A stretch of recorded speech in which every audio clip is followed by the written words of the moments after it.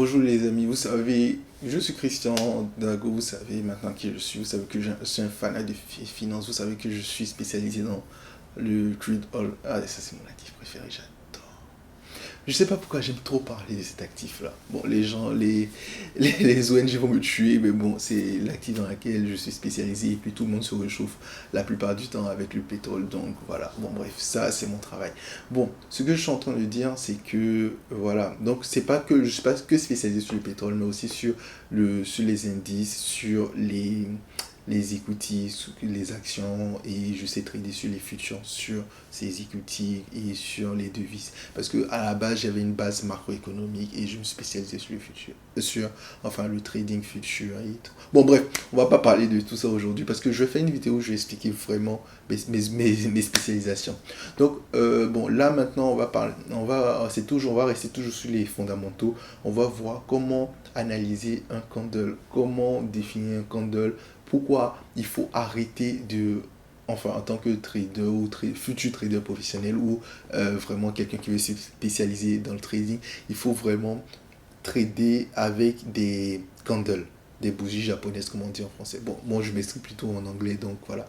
Donc il faut vraiment afficher ces graphiques avec les candles parce que dans les candles il y a énormément d'informations, énormément d'informations. Donc je vais vous montrer comment lire une bougie, enfin une candle, comment regarder à long terme avec les candles. Et dès que vous allez maîtriser les candles, vous allez oublier comment afficher les prix avec juste les lignes.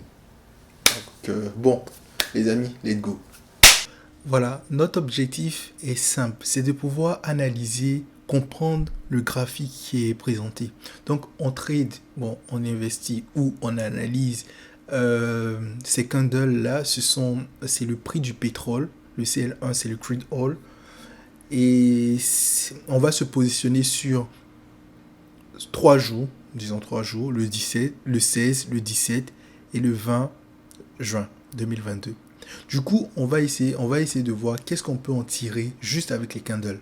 On va pas faire d'analyse approfondie pour voir les fondamentaux et tout, mais on va juste essayer de voir, de comprendre c'est quoi un candle, c'est quoi l'objectif et pourquoi c'est plus efficace que juste utiliser juste ces lignes-là.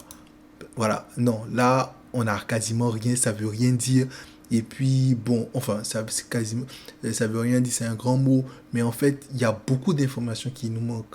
Avant de commencer ces analyses-là, on va d'abord expliquer c'est quoi une candle, comment ça marche et tout. Bon, on travaille sur une tendance haussière avec la candle. Je m'explique. En gros, c'est une candle. C'est une bougie. Moi, je préfère m'exprimer en anglais. Je veux pas, je travaille en anglais, donc je suis obligé de parler en anglais. Donc, voilà. Bon, on a une candle. La candle, ça dépend de l'échelle temporelle à laquelle on se place. Ça peut être une échelle temporelle de 1 heure, 2 heures, 3 heures, 1 jour, 1 an, 2 ans, 5 ans. Ça dépend. Tout ça, c'est défini, on le dit. La plupart du temps, on le sait. Si par exemple, on travaille sur une échelle temporelle d'une heure, on travaille à 7 heures.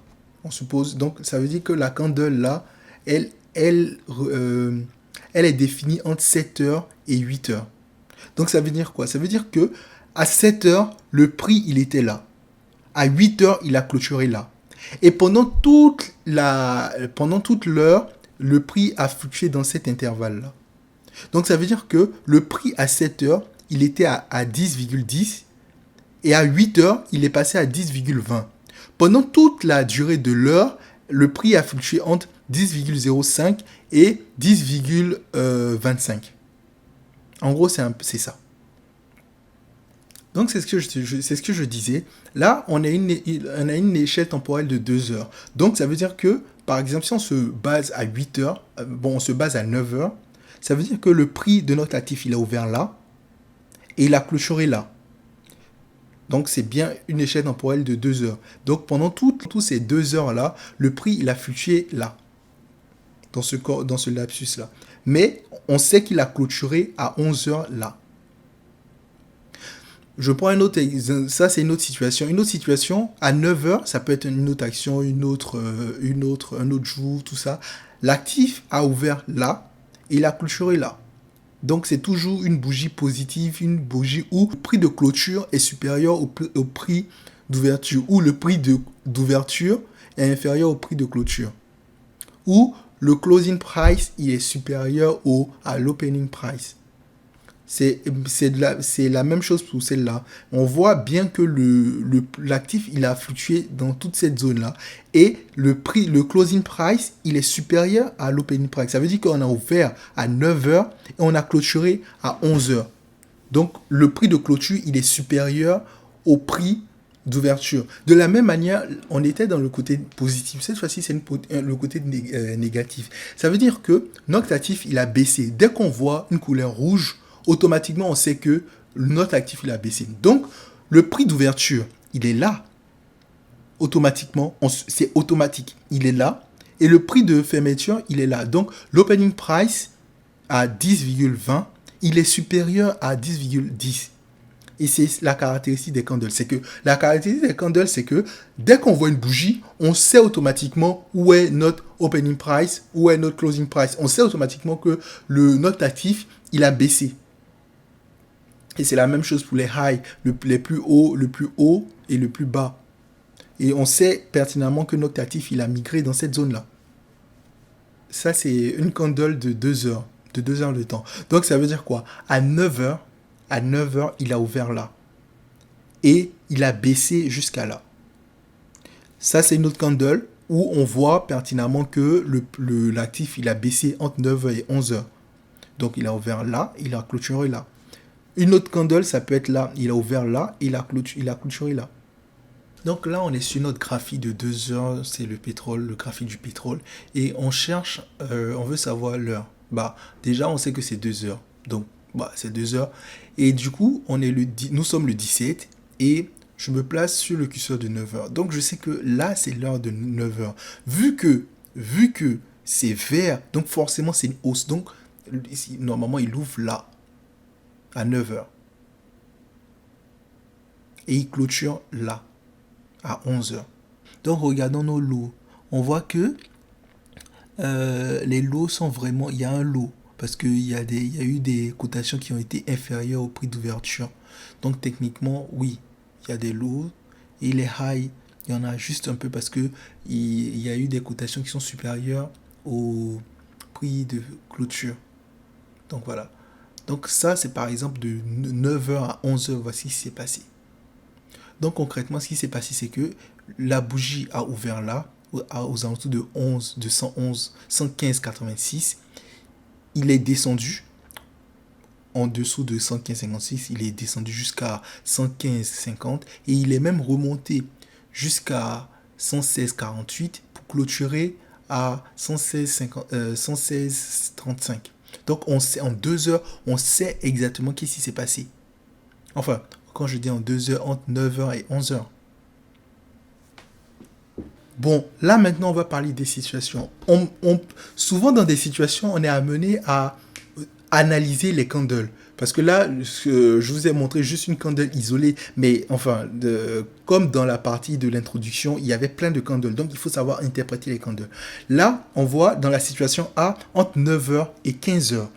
C'est marqué 13h parce que c'est le prix, c'est la valeur d'ouverture qui est là. Mais elle est clôture à 15h. Entre 9h, là, et 15h, le prix de l'actif a augmenté, passant de à peu près 11,1 jusqu'à 14. Donc, on voit qu'il y a une tendance haussière. Et donc là, on voit les candles, elles montent. Le prix d'ouverture à chaque fois est inférieur au prix de clôture, ou le closing price est supérieur à l'opening price, ainsi de suite.